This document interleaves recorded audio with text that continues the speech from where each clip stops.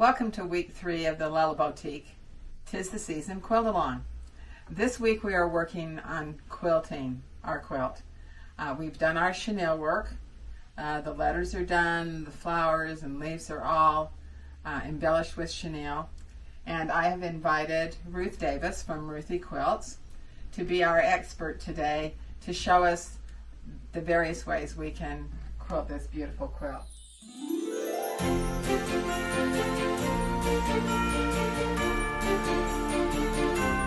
On the finished quilt, there's a lot of space, a lot of empty space. Yep. Tell us a little bit about how you approach this quilt. Well, I saw that this beautiful panel had some just gorgeous features in it, and I really liked the flowers and the leaves and the what with chenille resembles applique. And so I thought, gosh, I want to do something that fills in all this background space and lets it kind of reside in the background and brings all of these applique looking designs forward. And so what I did was I picked a relatively tight all over pattern, and I did this all free motion. I used a McTavishing type of stitching in all of the red space. Also, because I wanted it to fade into the background, I used a red thread. And then on the areas that I wanted to make more pronounced, and because it is a Christmas quilt and it has such a joyful feeling to it, I wanted to add some sparkles. And so I quilted a lot of these applique shapes with some gold metallic thread. Now everything that is red, I quilted with red thread. Everything else, anything else that I wanted quilting in, I quilted with the gold metallic. And I really love the way this came out. I think it really adds to the feeling of Christmas and the joy that people will get when they see this quilt. Generally, when you're quilting something with chenille, tell us why you prefer to do the free motion quilting as compared to doing an edge to edge. That's a really good question. So I find edge to edge, and I'm going to tell you with chenille, you can do edge to edge. You can put a spoon foot in or on your machine, and it will glide over the chenille before it's been fluffed. But I personally like to make it look like it's pieced. So it's basically taking this wonderful panel and making it look like it was appliqued. And so I will quilt around each of the applique shapes, and I'm going to call them applique for lack of a better term, but the design elements in this are like applique. And then when we add the chenille, I can come in and quilt with the chenille already on. So when I have a customer who brings me their panel already with the chenille on, I can start right here, I can quilt up here, do my little loop-de-loops that I made into little berries, and then I can quilt around it. And I have control of where I put my quilting. So when I do free motion custom quilting, I have control. When you do edge to edge, the machine's going to go where it's programmed. The edge to edge works really well if you use a little bit larger motif, not anything that's got a lot of tight corners or leaves or things of that nature, because it is going to tack down your chenille a little bit. But if you take and do something larger with like even a meander, that's kind of a simplified stitch to do, but if you have it, and I mentioned earlier about using a spoon foot. A spoon foot basically is a foot that has edges that go up all the way around, and so it really allows it to glide over the chenille. It also works well with, thicker seams or appliques and things of that nature. But an edge to edge, just something that's not too dense, would be great for Chenille-It. And now we'll go to the machine and get some close-up shots of just exactly how Ruth likes to do her stitching on the quilt, on the long arm.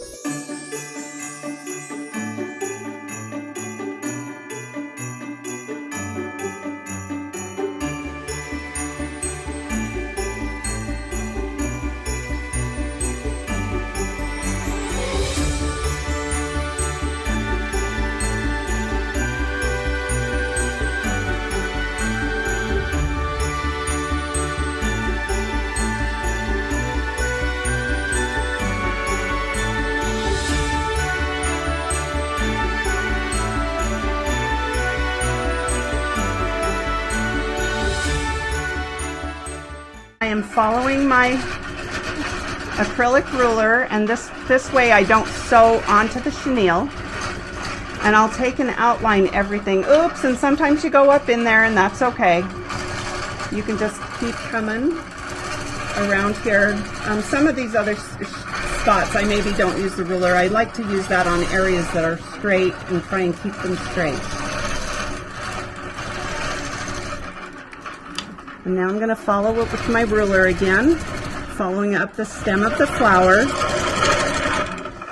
And I've gone onto the chenille a little bit, but like I said, we'll fix that with my seam ripper and just pull those loose threads out.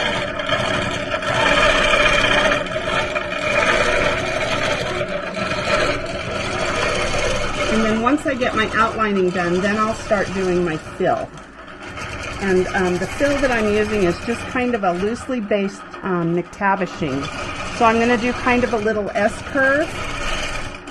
And then sometimes I'll just do little scallops and follow that line. And then I'm going to come up here and just do a little question mark.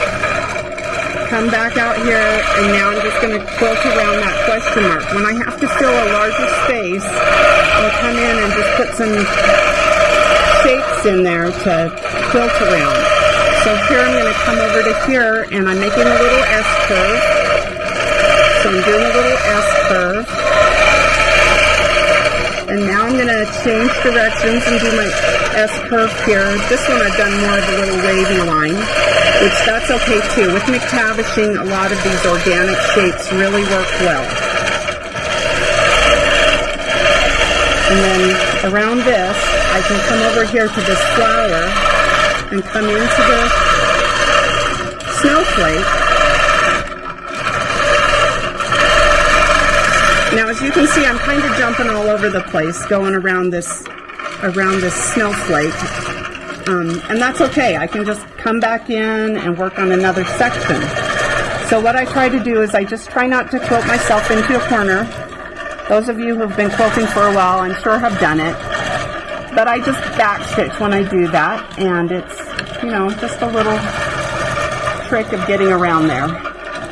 Now here I'm going to quilt up to here, and now I'm going to start doing McTavishing again to that line I've already quilted.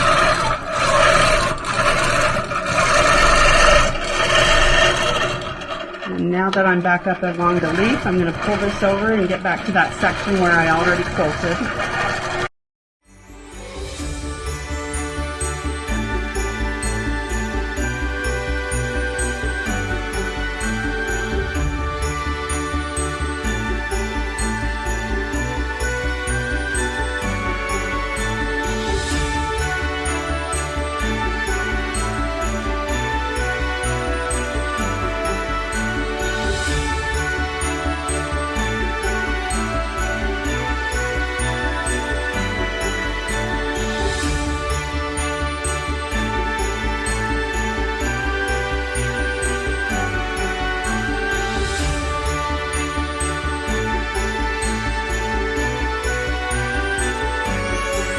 Now I wanted to show you before we cut. Now I'm going to come here to these. These I'm going to quilt because they're red. I'm going to keep my red thread on, and I'm going to quilt a little swirl in there. And I'm going to come back in now and go around. And I'm going to do the same thing here. And I'm going to go the other way with my little swirl shape. And then I'm going to come around that. And come around this one and then swirl in. So when I quilted the original with this one, I took and quilted all of my berries with the red thread. Everything else that is any color other than the red, I quilted with the gold metallic thread.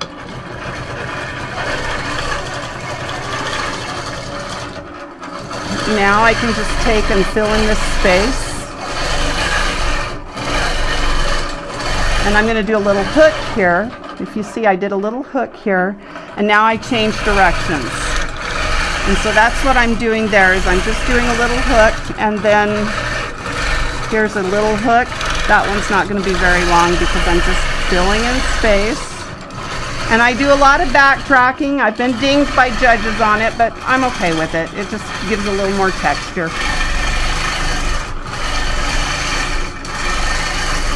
And now I'm going to just fill in this space. And I might go kind of the opposite direction there.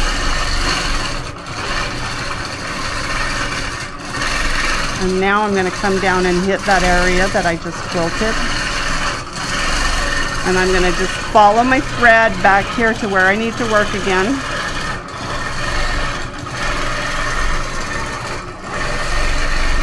Okay, now I'm going to do my little hook.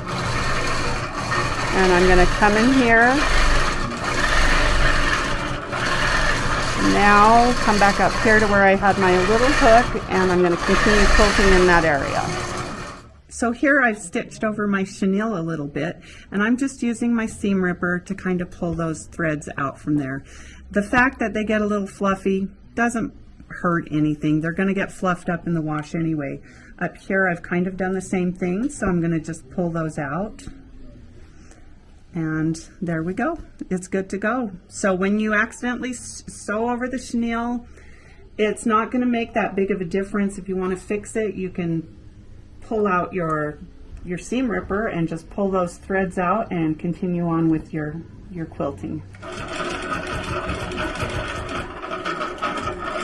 And I am just, because this is white, it will show up if I'm onto the chenille. However, like I said, I can use my seam ripper and just pull those threads out.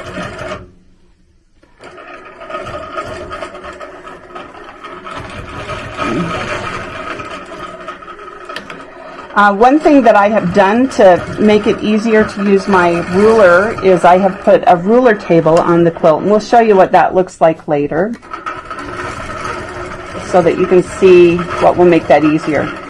Now, if you were taking this to your quilter, you could tell them that I would like you to quilt it with red thread in the background. And what I did with this quilt is I quilted gold metallic in the flowers and the leaves, anything that was anything but red. If it was red, I went ahead and quilted it with the red thread.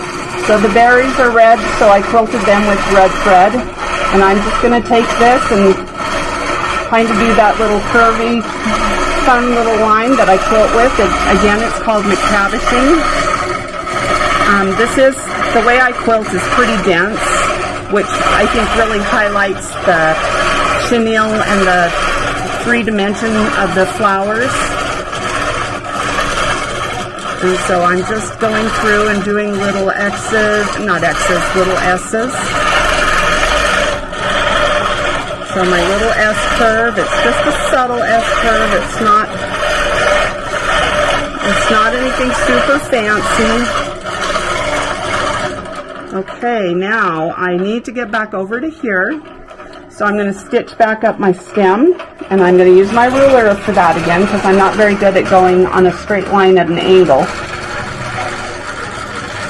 And then here, I'm going to just take and do some scallops, and I just bounce off of the sides as I come in.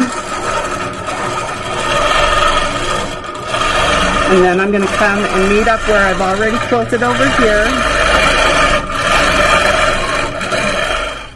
So this is a ruler table, and basically what this is this gives this a flat surface for my rulers to ride along as I'm quilting. So because I'm using a pretty small ruler, one this size is perfect, and I can just take it and I can follow along my ruler, and it allows me to get up close to things and hopefully gives me a little bit more control than I would have if I were just freehanding it. I use a ruler table anytime I'm going to do a lot of ruler work, and it works great for that. I want to talk a little bit about metallic thread.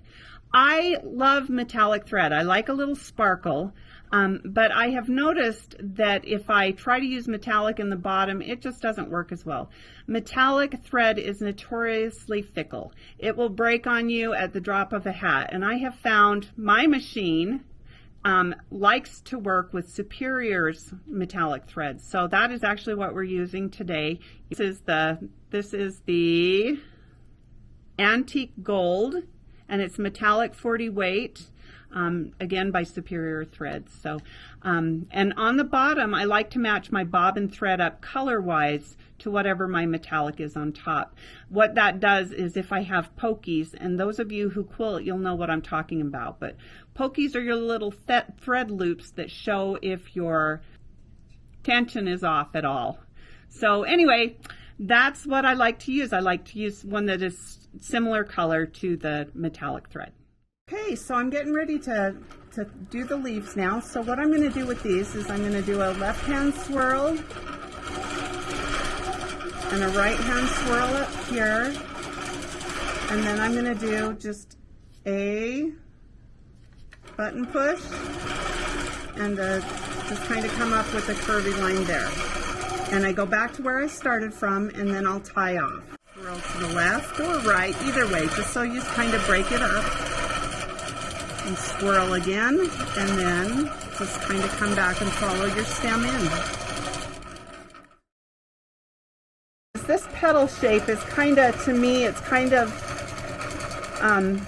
sort of a bigger petal. So what I am doing is I'm doing just a little loop in between, and I'm going to take and do kind of a half swirly in the center, just like I did on that question mark. You'll see the question mark more on this side. So here is a little question mark that I've added a little curly Q to. And now I'm going to take and I'm going to do just this cute little, and then I'm going to do a little swirly here from the left. And I'll do a swirly from the right and kind of meet up in the center so it makes a little heart shape. And then I'm going to make a little, think of it as a little L shape. And then I'm going to do swirl from the left, come back to the bottom, swirl from the right, which I'm upside down, so really it's from the left now, but I'm just continuing my same design I was doing before with my little L shape in the center. And now I'm going to do my swirl from this side,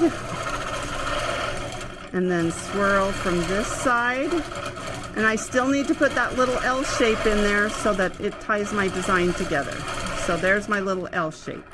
And that's how I quilt the center of this.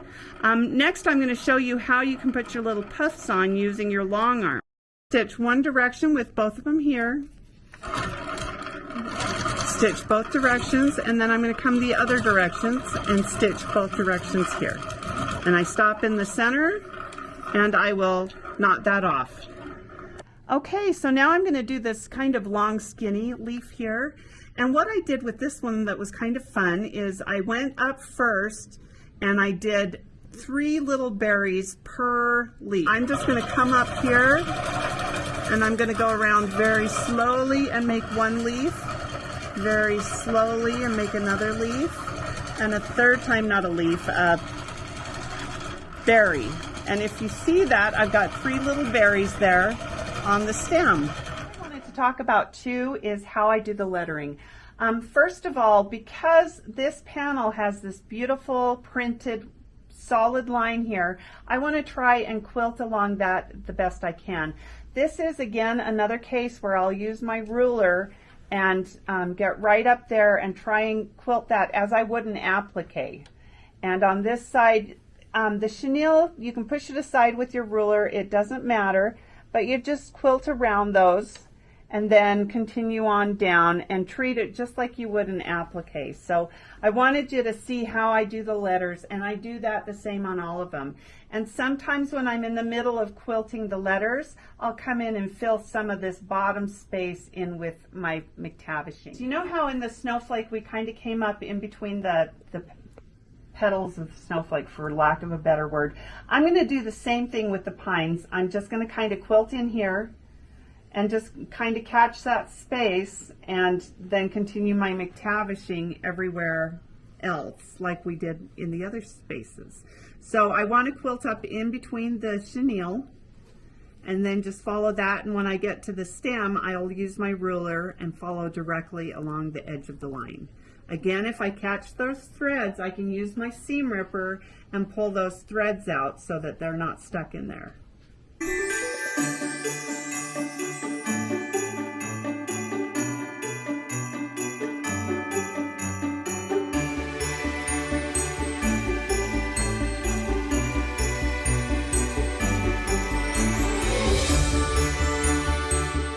You've seen some great tips today from Ruth Davis about how to quilt your 'Tis the Season panel.